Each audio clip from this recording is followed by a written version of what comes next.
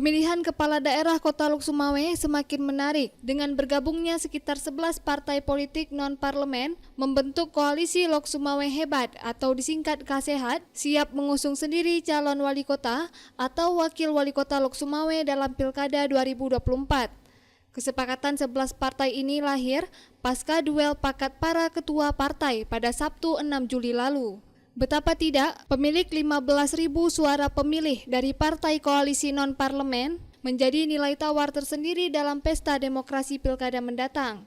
Apalagi jika Partai Demokrat Lok Sumawe mau bergabung bukan tidak mungkin, partai non-kursi ini bisa mengusung calon wali kota sendiri. Turut hadir dalam acara tersebut, Ketua PDA Lok Sumawe Suryadi, Ketua Partai Umat D. Rizal TA, Ketua PDIP Zul Bahri, Ketua Hanura Mukhlis Azhar, Ketua Gelora Diki Saputra, Ketua PAS Tengku Yusfriyadi, dan beberapa ketua dan sekretaris parpol lainnya.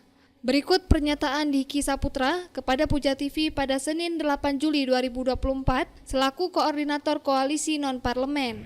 Kami bersama dengan partai-partai yang non-kursi, tetapi harus ingat kita punya suara nih loh.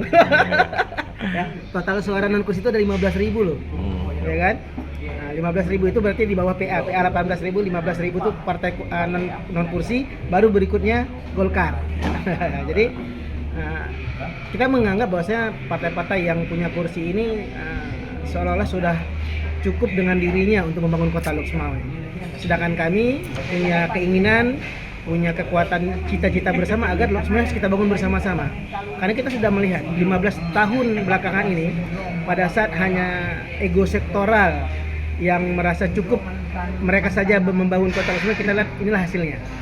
Maka kami yakin, kami punya keyakinan kuat bahwasanya pemenang kali ini adalah orang-orang yang bisa mengajak seluruh komponen masyarakat kota Lok Sumawe untuk bisa mengelola kota ini. Itu awal niat kami untuk bisa membangun kota Lok Sumawe dan bersatu. Oke, ini akan muncul kandidat atau mendukung salah satu calon nih, Bang? Kalau kemarin kami masih mencoba bernegosiasi dengan Ponce, Partai Demokrat. Kalau yuk Ponce bisa kembali, kita bisa munculkan calon baru di kota Lok Sumawe.